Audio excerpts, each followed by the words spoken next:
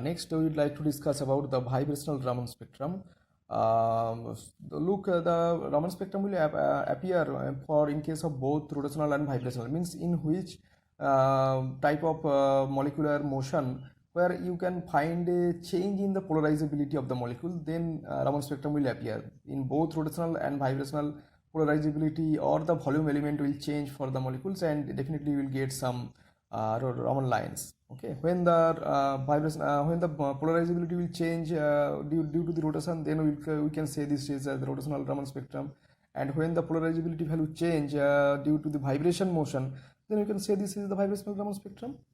So the selection rule for the vibrational Raman spectra are the same as the pure vibrational spectrum, because for the anharmonic, definitely delta V equal to plus minus 1, plus minus 2 and plus minus 3 values are allowed. Okay, for every vibrational mode, the vibrational energy expression we can say just like in the same, this is the same as we get in the vibrational spectrum for anharmonic.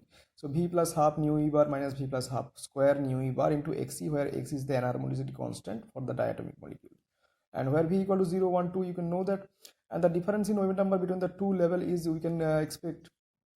So the difference of wave number between the two level is delta EV equal to V prime minus V into nu E bar in common 1 minus V prime plus V plus 1 Xe into Shem inverse.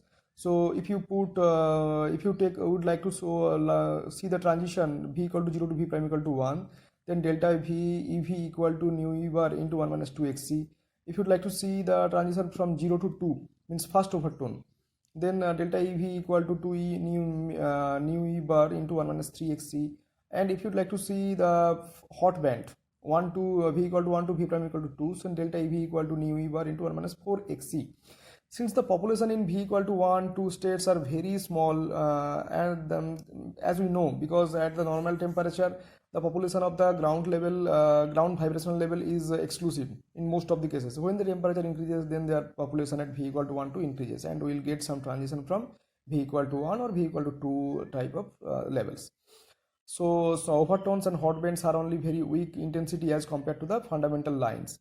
So restricting only to the fundamental intent transitions, we will observe Raman lines at the following wave number: nu bar spectra equal to nu 0 bar plus minus nu E bar into 1 minus 2 Xe semi inverse.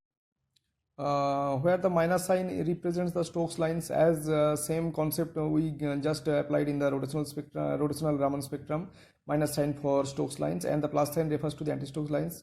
And since the latter refers to the transition from V equal to 1 to V prime equal to 0, latter means I can say the anti-Stokes lines, because we know that in the anti-Stokes lines generally delta V equal to minus 1. Minus 1 means a lower V with the higher value, means V equal to 1 to V prime equal to 0.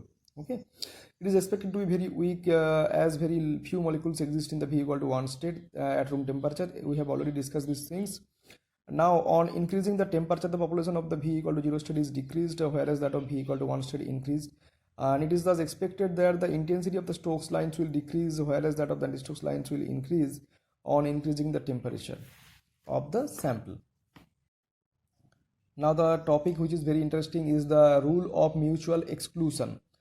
We know that both Raman spectrum and vibrational spectrum are the part of the vibrational spectrum. Okay, so some molecules which possess some permanent dipole moment, or during vibrations some molecules change their dipole moment. Some molecule can show the transient dipole changes, so because of that they can also exhibit vibrational spectrum. And also we can say that during vibration or rotation, if a molecule can change its polarizability or volume, then also it can exhibit Raman spectrum. Now the question is, suppose a molecule which have both type of motion, means suppose take the example of carbon dioxide molecules. It has a center of symmetry, because if you and which is lie at the carbon atoms, and if you travel the equal distance from the carbon atom in both the direction, you will find the same oxygen atom in both sides. That means the molecule possesses a center of symmetry. And we know that for in case of carbon dioxide molecules, total 4 vibrational modes are available, and out of these 4, only 3 are IR active, and the remaining one is IR. So in carbon dioxide molecules, out of these 4 vibrational modes, 3 are IR actives, the antisymmetric stretch and the 2 bending modes, and the symmetric stretch modes is IR inactive. But this IR inactive mode is Raman active modes. That means for a molecule which possesses a center of symmetry, we can say from here, if a molecule has a center of symmetry, then Raman active vibrations are infrared inactives, and vice versa. Means if a molecule possesses center of symmetry just like carbon dioxide, some modes which are Raman actives, then this mode should be definitely IR inactive, and if a mode is IR inactive, then this mode should definitely be IR Raman actives. If there is no center of symmetry, then some vibrations may be both Raman and infrared active, and we can get the example.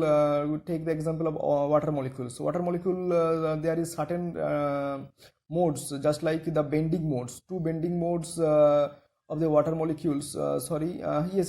Two bending modes of the water molecule, or one bending mode of the water molecule, you can say, is both Raman active and IR active, because when the bending mode is happening, then the dipole moment changes, and also when bending modes, the scissoring bending modes, for water molecule, when the in case of scissoring bending modes, the volume element also changes, and this modes is Raman active also.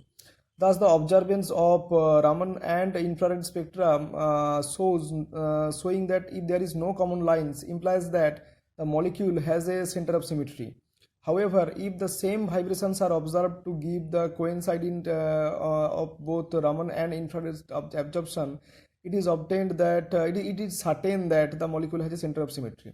That means you have to take the Raman spectrum and IR spectrum of a particular molecules, both, and then you have to find whether these lines are appear in both the region, or they are not appear in both the region. If there are certain lines which are appeared in both the spectrum, then the molecule does not possess any center of symmetry. And if the molecule possesses certain lines which are not observed in the Raman or IR lines, means if the lines which are appeared in Raman, they are disappear in IR, and if the lines which are appear in IR, they are disappear in Raman, then the molecule definitely possesses a center of symmetry. Okay, these are the mutual exclusion rules.